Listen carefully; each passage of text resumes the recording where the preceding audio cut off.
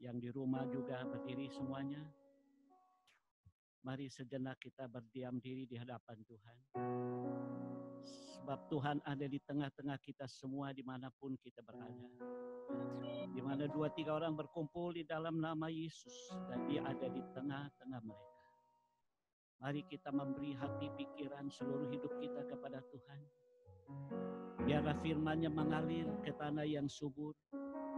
Setiap kita yang ada di rumah, apapun pergumulan masalah kita, firman Tuhanlah jawabannya bagi kehidupan kita.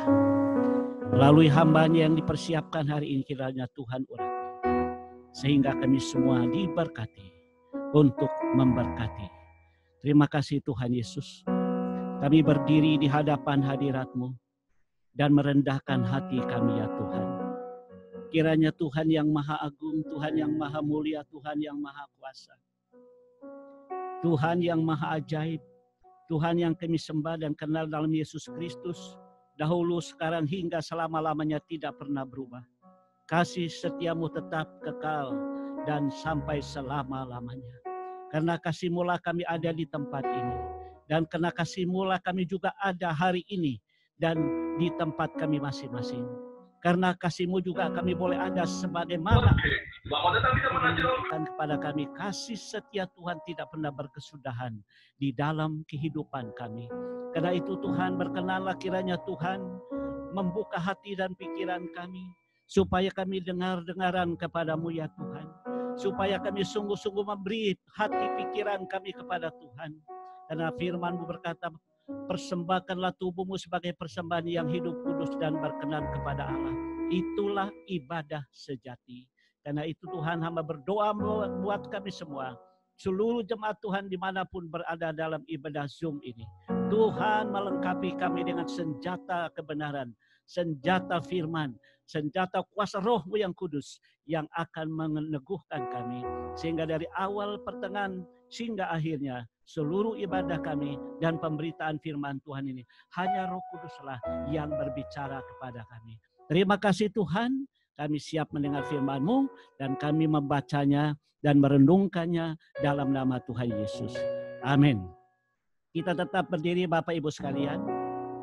Mari kita buka di dalam 2 Korintus pasal yang ke-8 ayat 1 sampai ayat yang ke-15. 2 Korintus pasal yang ke-8 ayat 1 sampai ayat yang ke-15. Mari kita buka Alkitab kita masing-masing yang terambil dari 2 Korintus pasal yang ke-8 ayat 1 sampai ayat yang ke-15. Mari kita membacakan ayat firman Tuhan ini silih berganti hanya sampai ayat 6. Kita baca pasal 8 ayat 1 sampai ayat 6. Saya ayat pertama, Bapak Ibu sekalian, ayat kedua dan sampai ayat ke-6 kita baca bersama-sama.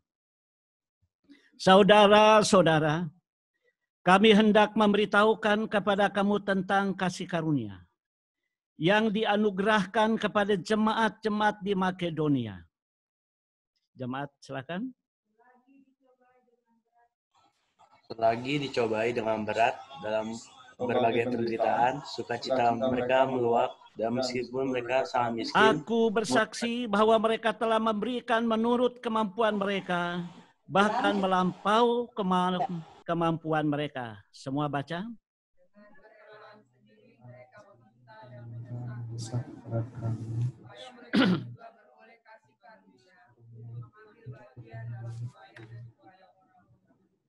Mereka memberikan lebih banyak daripada kami harapkan. Mereka memberikan diri mereka pertama-tama kepada Allah, kemudian oleh karena kehendak Allah juga kepada kami. Sama-sama. Sebab itu kami mendesak kepada Titus supaya ia menjunjungi kami dan menyelesaikan pelayanan kasih itu sebagaimana ia telah memulainya. Silakan duduk Bapak Ibu yang dikasih Tuhan. Kita sudah berada di minggu keempat bulan Juni dan minggu terakhir. Puji Tuhan, haleluya. Anugerah besar bagi kita dan kita bisa melewati hari-hari kita dengan baik dan penuh dengan sukacita. Jemaat yang dikasih Tuhan, sesuai dengan tema bulanan kita di bulan Juni adalah menjadi terang dan cahaya dalam pemberian. Menjadi terang dan cahaya dalam pemberian secara khusus hari ini saya menyampaikan firman Tuhan dalam kaitan dengan jemaat Makedonia. Bapak Ibu, kita belajar tentang pemberian jemaat Makedonia. Kenapa dikatakan menjadi terang dan cahaya dalam pemberian dalam konteks jemaat Makedonia? Kalau kita bandingkan jemaat Makedonia dengan jemaat Korintus, jemaat Makedonia lebih unggul daripada jemaat Korintus. Karena Paulus memberitahukan di sana bagaimana perbandingan antara dua jemaat ini, baik jemaat Makedonia maupun jemaat Korintus. Kita melihat dari sisi ekonomi, kita melihat dari sisi kemampuan jemaat Korintus lebih unggul. Tetapi dari sisi pemberian, saudara-saudara, jemaat Makedonia lebih unggul. Sekalipun secara ekonomi mereka sangat terbatas. Mereka sangat jauh dari dibandingkan jemaat Korintus. Namun demikian Bapak Ibu sekalian, kita melihat apa yang menyebabkan keunggulan. Sehingga jemaat Makedonia disebut jemaat yang menjadi terang dan cahaya dalam pemberian. Nah, saudara-saudaraku yang dikasihi Tuhan, kalau kita melihat konteks kita sekarang ini bahwa kondisi ekonomi lagi dalam keadaan yang sangat memprihatinkan. Karena berbagai faktor kita tahu karena COVID-19 ini mempengaruhi berbagai segi. Baik segi ekonomi, baik dari segi keamanan, baik dari segi fisik, maupun dari segi kehidupan sehari-hari kita sangat terganggu. Namun demikian saudara-saudara, apakah firman Allah itu berubah karena situasi? Kita melihat di sini prinsipnya bahwa firman Allah itu tidak pernah berubah dahulu, sekarang, sampai selama-lamanya. Firman Allah tidak bisa dipengaruhi oleh situasi. Apakah Makedonia akan berbicara memberi, itu sesuatu yang sifatnya meluap-luap. Mereka sangat bangga kalau berbicara tentang pemberian, mereka bersukacita.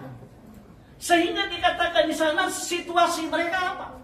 Mereka dicobai dengan berat dalam berbagai penderitaan. Padahal situasi mereka dicobai dengan berbagai berat penderitaan. Penderitaan apa yang mereka alami? Kita lihat lagi. Mereka sangat miskin, namun kaya di dalam kemurahan.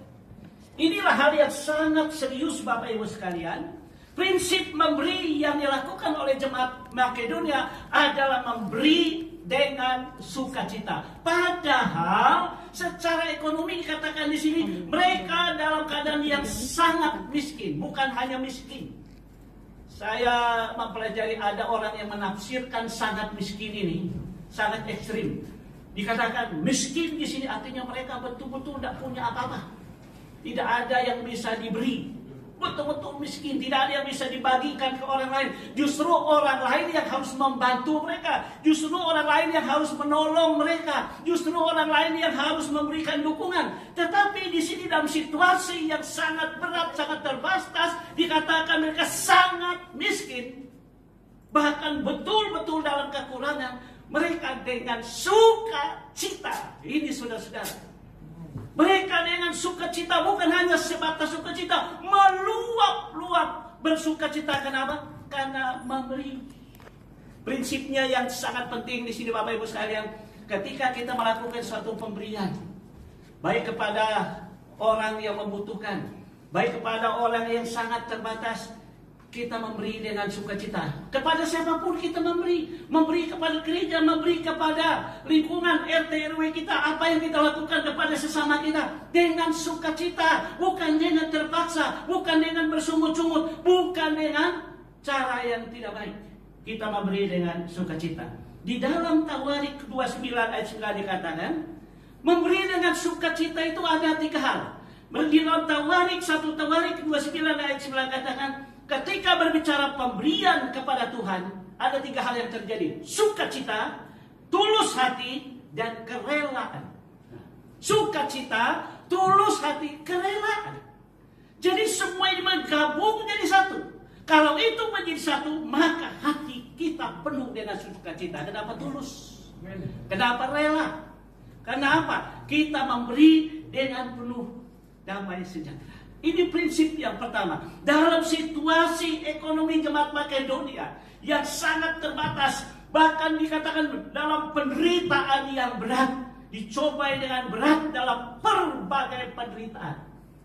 Kalau dikatakan berbagai penderitaan, berbagai hal. Termasuk masalah kesehatan, penderitaan, termasuk masalah mungkin seperti kita sekarang COVID-19. Penderitaan, mungkin banyak orang yang mengalami penderitaan. Dalam situasi seperti ini, saudara, kita belajar kepada jemaat Makedonia tidak menjadi halangan bagi mereka untuk berbuat sesuatu bagi Tuhan. Inilah prinsip yang pertama, menjadi terang dan cahaya dalam pemberian harus dengan sukacita. Yang kedua, menjadi terang dan cahaya di dalam pemberian yang kedua, di dalam prinsip yang kedua ada di ayat 3. Di situ ada mereka memberikan sesuai dengan kemampuan. Nah, tapi kalau kita lihat ayat-ayat di sini, mereka memberi sesuai kemampuan. Namun di dalam ayat 3 dikata mereka memberi bahkan melampaui kemampuan mereka. Mereka memberi dengan kerelaan, dengan meminta dan mendesak. Paulus ini sangat menarik. Sesuai kemampuan. Tadi mereka dalam keterbatasannya. Apa yang ada pada mereka, mereka curahkan buat Tuhan. Kenapa? Hatinya dari hati, saudara. Bukan situasi. Sehingga dikatakan situ mereka memberi dan berkata kepada Paulus, mereka mendesak, tolong supaya kami terlibat dalam pemberian, memperoleh kasih karunia dalam pelayanan kepada orang kudus.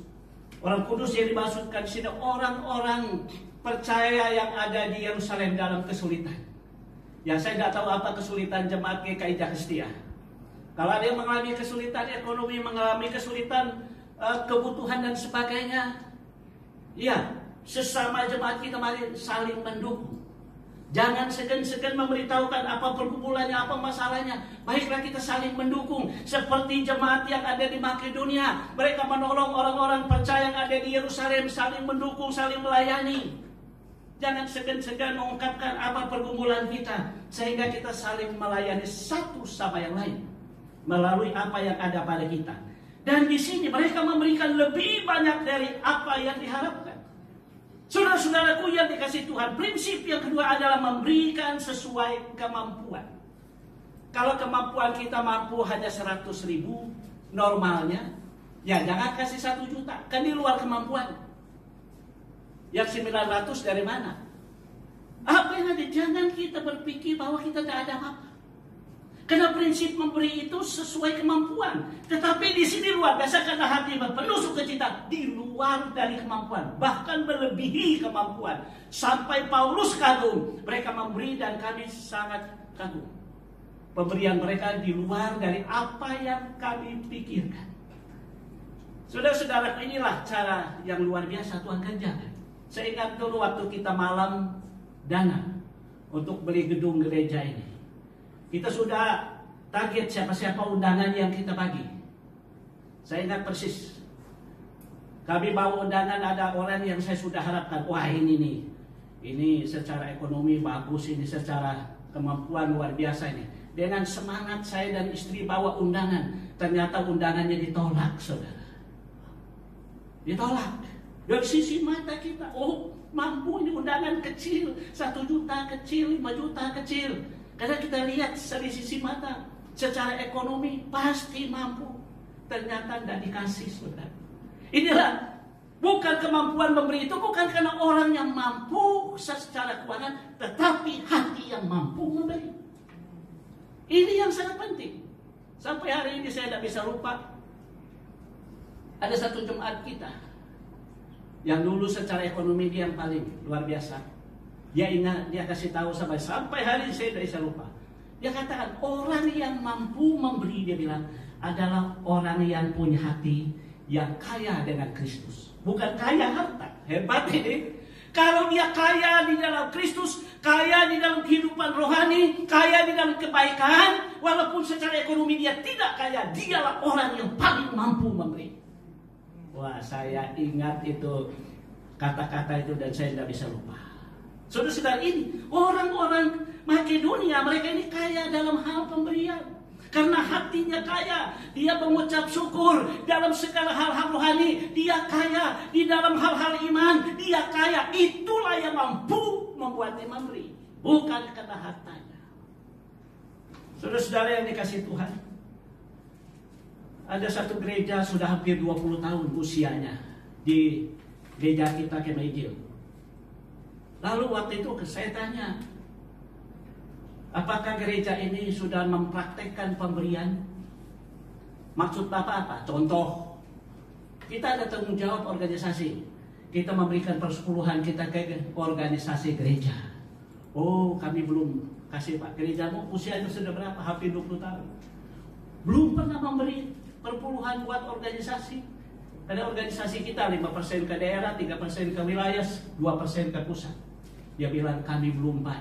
Karena kita punya dana masih kurang, potensi kita masih lemah dan sebagainya. Oke, katakan tidak mampu dalam hal memberikan persepuluhan kepada organisasi. Kan kita ada kegiatan-kegiatan tahunan, ada jadwal dari gereja ini ke gereja ini. Apakah gereja ini menyambut persekutuan ibadah hamba Tuhan? Oh, juga tidak. Kenapa? Kami tidak mampu memberikan konsumsi karena gereja kita kecil. Oke, tidak apa-apa lah dari sisi ekonomi Jemaat tidak bisa. Sebagai hamba Tuhan, saya balik ke hamba Tuhan. Apakah persepuluhanmu? Karena kita hamba Tuhan, di persepuluhan kita ke organisasi. Ya kadang-kadang ya, kadang-kadang juga tidak. Karena kondisi. Orang melihat pemberian itu berdasarkan yang ada pada saya segini. Bayangkan Petrus yang dan teman-teman waktu orang minta-minta di depan bait Allah. Petrus katakan, emas perak tidak ada padaku. Yang ada padaku apa? Yesus orang Nazaret berjalan. Kita ada Yesus. Sekalipun kita tidak ada harta, tidak ada apa-apa, ada Yesus. Yesuslah sumber segala-galanya. Yesus itulah yang memberikan kepada kita kekayaan dalam berbagai hal. Nah, inilah jemaat yang ada di Makedonia. Prinsip yang kedua tadi, mereka memberikan sesuai kemampuan, bahkan lebih dari kemampuan mereka. Yang ketiga, menjadi terang dan cahaya dalam pemberian dalam konteks jemaat Makedonia. Yang ketiga, mereka memberikan diri mereka. Ayat yang kelima. Kalau secara susunan sebenarnya, kalau saya menyusun ini, kalau ayat firman ini, kalau saya menyusun secara logika, ayat ini yang duluan. Pasal 8 ayat 1. Karena ini kunci. Tetapi dalam susunan ini dia ada di ayat 5. Nah, kalau kita tidak memberi diri kita terlebih dahulu, sangat sulit kita memberi dengan sukacita. Sangat sulit kita memberi dengan keterbatasan kita. Tetapi ayat ini ada di ayat 5. Pasti ada maksud Tuhan. Logika kita terbatas untuk mengoreksinya. Tapi Tuhan punya satu susunan yang tepat. Kenapa di ayat yang ini katakan mereka memberikan diri mereka? Saya coba mencernakan memberikan diri kepada siapa? Kepada Allah. Nah, saudara-saudara, ini prinsip yang sangat penting. Mereka memberikan diri yang pertama kepada Allah. Yang kedua kepada Rasul Paulus dan jemaat Tuhan. Pertama kepada Allah ini. Apa ini saudara? Ini pertama menyangkut motivasi pemberian dan tujuan pemberian mereka harus dengan jelas. Kalau kita tidak memberi diri kita terlebih dahulu kepada Allah, maka pemberian kita akan jadi beban. Kalau kita tidak terlebih dahulu memberikan hidup kita kepada Tuhan, segala sesuatu yang kita buat adalah atas dasar cara manusia kita. Ketika kita memberi hidup kita terlebih dahulu kepada Allah, maka barulah pemberian kita akan tepat. Saya lihat yang kedua, Paulus katakan pertama harus pemberian kepada Allah. Yang kedua, dia katakan benar. Yang kedua adalah oleh kehendak Allah kepada kami. Saya lihat ini oleh kehendak Allah. Kalau yang pertama tadi langsung pemberian pertama kepada Allah. Kalau kepada manusia, kehendak Allah. Kenapa saudara dia katakan kehendak Allah? Jangan sampai pemberian kita itu salah. Pemberian Rasul Paulus kehendak Allah apa? Kalau pertama kepada Allah, pasti kepada yang lain tepat. Jangan sampai pemberian kita salah arah, salah tujuan. Pemberian kepada Allah itu menyangkut pengorbanan. Pemberian kepada Allah ini ada sukacita dan semangat kita melayani. Pemberian kepada Allah sesuai dengan hati Allah. Kalau kita melakukan 3 prinsip ini Bapak Ibu sekalian, baik pemberian dengan sukacita, baik pemberian sesuai dengan kemampuan yang ada pada kita, bahkan lebih dari apa yang kita alami, dan dia ketika memberi pertama kepada Allah dan kepada sesama manusia, maka firman Tuhan sebagai kesimpulan begini. Di dalam pasal 8 atau di ayat 15, 2 Korintus pasal 8 ayat 15 katakan, seperti ada tertulis, ayat 15 kalau mau baca sama-sama, orang yang mengumpulkan banyak tidak kelebihan, dan orang yang mengumpulkan sedikit juga tidak kekurangan. Jadi jangan kita menahan sesuatu kalau Tuhan mau bekerja. Yang lebih dahsyat lagi di dalam Amsal 11 ayat 24 sampai ayat 25 katakan gini. Ada orang yang menyebar harta tetapi bertambah kaya. Ada yang menghemat secara luar biasa namun selalu kekurangan. Siapa banyak memberi berkat, diberi kelimpahan. Siapa memberi minum, ia sendiri akan diberi minum. Hukum tabur tuai. Saudara-saudaraku, di dalam kesulitan seperti ini, tidak ada alasan untuk kita berbuat sesuatu. Jangan COVID-19 menjadi alasan sehingga kita tidak mampu berbuat sesuatu. Jangan COVID-19 menjadi alasan karena ekonomi kita lagi dalam keadaan yang tidak stabil, karena kondisi kesehatan kita tidak memungkinkan, karena kondisi lingkungan kita tidak memungkinkan, PSBB dan sebagainya. Jangan itu menjadi alasan dan dasar untuk kita melihat perbuatan Allah yang besar. Karena Allah itu pemberi. Dia juga pasti melakukan mujizat dan kuasanya berkelimpahan dalam hidup kita. Karena itu saudara-saudara yang dikasihi Tuhan, sangat jelas di sini. Hukumnya adalah kalau kita menabur, pasti kita akan menuai. Apa yang dikatakan oleh Rasul Paulus, orang yang menabur sedikit, menuai sedikit. Orang yang menabur banyak akan menuai banyak. Tidak ada alasan untuk kita melihat kesulitan kita, penderitaan kita, kekurangan kita. Jemaat Makedonia membuktikan dalam kesulitan mereka memberi dengan sukacita. Dalam keterbatasan mereka memberi di luar kemampuan mereka. Dan mereka di dalam memberi, mereka melihat Allah. Ini yang sangat penting. Ketika mereka melihat Allah sebagai pusat pemberian, maka pemberian mereka menjadi berkat kepada sesamanya. Kiranya Tuhan menolong kita dan memberkati kita. Mari kita berdoa. Mari sejenak kita berdiam diri, kita mengoreksi seperti apa sikap kita selama ini. Mari kita satukan hati. Ketika kita dalam keadaan penderitaan atau sakit, ketika kita dalam keadaan kekurangan karena masalah situasi ekonomi, ketika kita dalam keadaan yang berbagai masalah yang kita hadapi, banyak suara-suara yang menegaskan pada kita, tidak usah memberi, tidak usah melakukan ini dan itu. Ingat prinsip menjadi terang dan cahaya di dalam kegelapan, di dalam dunia yang penuh dengan masa tantangan. Kita akan berkualitas dalam pemberian ketika kita melakukan prinsip firman Tuhan. Kiranya Roh Kudus mengingatkan kami, kiranya Roh Kudus meneguhkan kami. Pimpinlah seluruh jemaat-Mu yang ada di rumah. Kami sedang berdiri di hadapan Tuhan dan merendahkan hati kami. Kiranya Tuhan bukakan hati pikiran kami Tuhan. Karena kami tahu Allah sumber segala-gala, Allah sumber segala kekuatan, Allah sumber kemuliaan, Allah sumber kejayaan, Allah sumber segala kemampuan di langit dan di bumi adalah punya-Mu Tuhan. Kiranya Tuhan memberikan kami iman yang sungguh, mempercayai bahwa pusat pemberian kami adalah Allah, dan kami akan memberikan kepada sesama kami. Itu akan menjadi berkat bagi mereka. Ini doa syukur kami Bapa, dalam nama Tuhan Yesus. Engkau memberkati semua. Haleluya. Amin. Silakan duduk jemaat yang dikasihi Tuhan.